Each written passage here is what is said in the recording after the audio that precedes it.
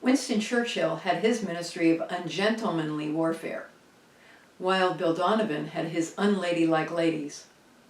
Hello and welcome to Moments in History. I'm Linda Shenton Matchett, author, speaker, and history geek. While researching my stories, I unearth tons of intriguing historical information that doesn't end up in my books. I've created this channel to share those tidbits with you. Today, I'll be talking about more of the women who served with the U.S. Office of Strategic Services, precursor to the CIA. First, we're going to meet the most famous woman spy for the OSS. An American socialite from Baltimore, Maryland, Virginia Hall was known to the Gestapo in France as the Limping Lady because of her wooden leg that she had nicknamed Cuthbert. She attended Radcliffe and Barnard colleges, where she studied French, Italian, and German. She also attended George Washington University, where she studied French and economics. She wanted to finish her studies in Europe, so she traveled overseas and studied in France, Germany, and Austria, finally landing an appointment as a consular service clerk at the American Embassy in Warsaw, Poland in 1931. Fluent in French and living in Paris when the Nazis invaded in 1940, Hall served as a volunteer ambulance driver. After the defeat of France, she made her way to Spain where, by chance, she met a British intelligence officer who gave her the telephone number of a quote-unquote friend who might be able to help her find employment in England.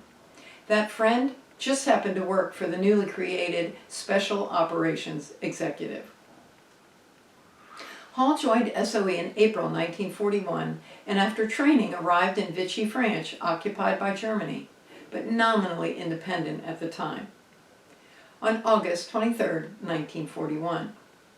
She was the second female agent to be sent to France by SOE's F section, and the first to remain there for a lengthy period of time. Hall's cover was as a reporter for the New York Post, which gave her license to interview people, gather information, and file stories filled with details useful to military planners. Among her recruits was Germaine Guerin, the owner of a prominent brothel in Lyon, who passed along tidbits of information she and her female employees heard from German officers who were visiting the brothel. Another task she took on was helping British airmen shot down or crashed over Europe, help them escape and return to England. Hall, with the help of brothel owner Guerin and other friends, hid, fed, and helped dozens of airmen escape France to neutral Spain and hence back to England.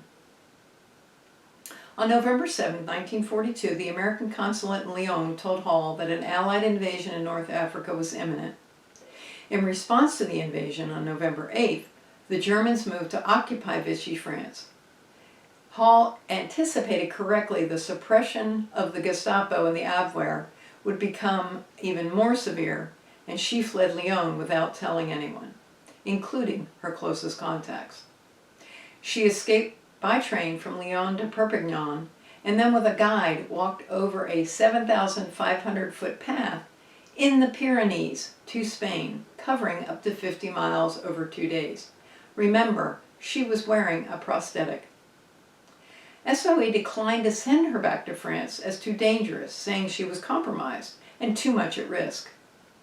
Eager to do more for the war effort, she took a wireless course and contacted the Office of Strategic Services about a job.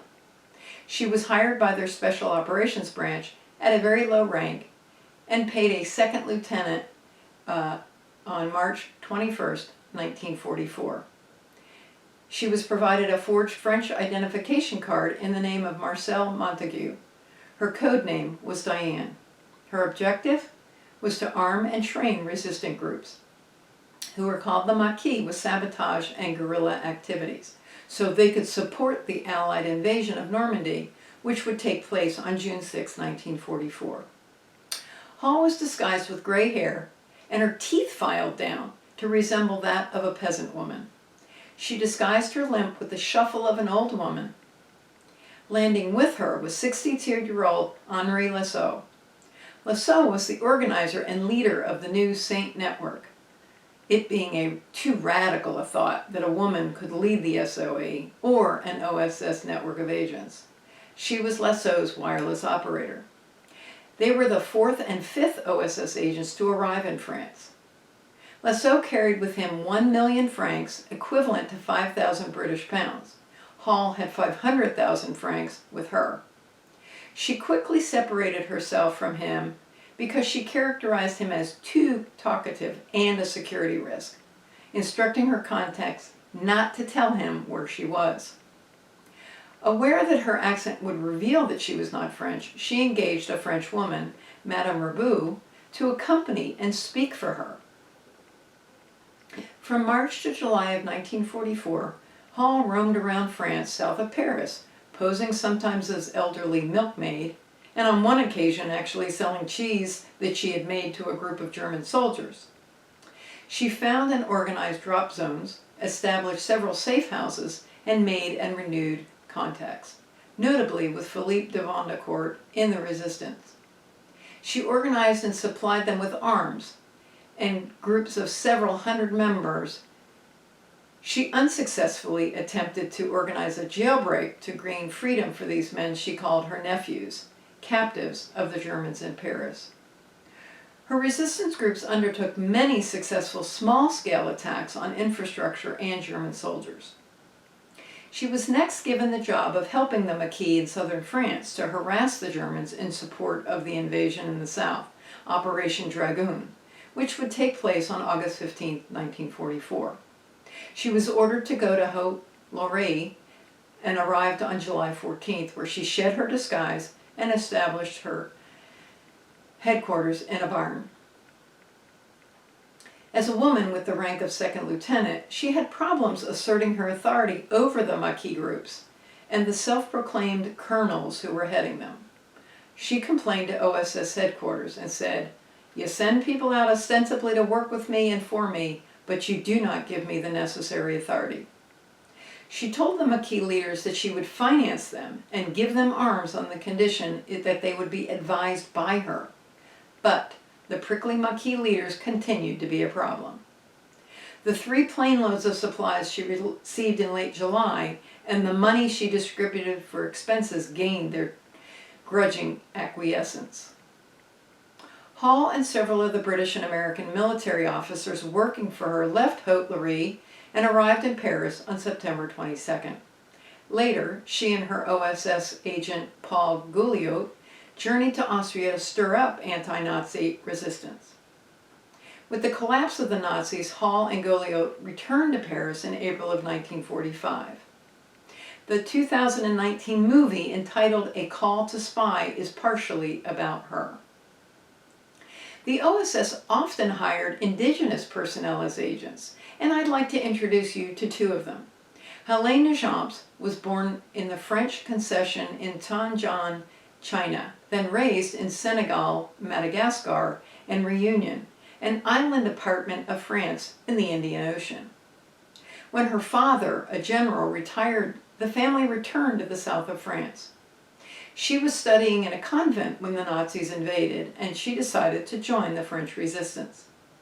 She began as a courier and progressed to more complicated missions behind enemy lines, including reporting on airfield locations, German mines, and anti-aircraft and camouflaged emplacements along the Mediterranean. She also saved American parachutists from capture at drop zones and helped Jewish families escape to Spain. She posed as a secretary at the milice headquarters in Vichy, where she had access to files with names of Jews and resistance fighters, marked for execution or deportation to concentration camps.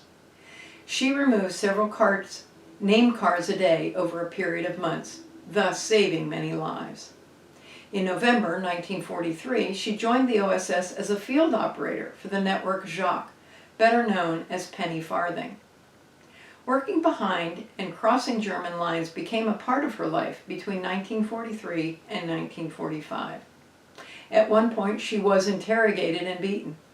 In another situation, she suffered hearing loss from a bomb explosion, but she survived the war, married an American officer, and moved with him to the United States. In an interview with CNN in 1996, Ms. Deschamps Adams said of her years in espionage, They had no glamour, no romance, no dinner at the embassy in a designer gown. There was only a necessary job. You have to forget your own feelings. Her advice for spies? You have to think. If you look scared, you're dead, so smile. Our second foreign-born OSS agent is Maria Gulovich. Born in Litmanovia, Slovakia in 1921, she was the daughter of Edmund Gulovich, a Greek Catholic village priest, and Anastasia, an elementary school teacher. Maria became a school teacher in Jarabino in 1940. After Slovakia was occupied by Germany, Gulovich continued to teach. In early 1944, a Jewish friend asked her to hide his sister and her 5-year-old son. From April through June of 1944, Gulovich hid the woman and her son in the schoolhouse where she taught, allowing them to stay in the living quarters while she slept in the classroom. Her concealment of the Jews was reported to the authorities, and a Slovak army captain was sent to question her about those actions. Fortunately, the officer was part of the anti-fascist resistance. He offered to find a new hiding place for the woman and her son if Maria would become a courier for the resistance. She reluctantly agreed and moved to Banska Berezka, where she was employed as a dressmaker for an underground sympathizer. Her first mission required her to smuggle a shortwave radio in a suitcase on a train. She had a close call when the Gestapo stopped the train and began methodically checking all the passengers' luggage. In a 1989 interview, she recalled the incidents as follows. There were a bunch of Wehrmacht officers sitting in a compartment, and one started flirting with me, which I gladly returned. They said, "Fräulein," I spoke German at the time, "would you sit with us?" They made a seat for me in the compartment, and the officer carried my suitcase into the compartment with him. The Gestapo came by, saluted, and went on. Her knowledge of 5 languages, Slovak, Hungarian, German, Russian, and English, helped her aid the Russian military intelligence group as well as the OSS. For the OSS, she disguised herself as a peasant and walked 10 hours to reach local towns to link up with villagers. She gathered intelligence and contacts and scouted for food and areas for resupply drops. The German soldiers patrolling the streets never suspected the young agent, as she quickly averted their suspicions with flirtatious excuses. In October 1944, 150,000 German soldiers pushed through Slovakia to cripple the uprising. The Russians and the OSS teams escaped into the rugged and snowy mountains.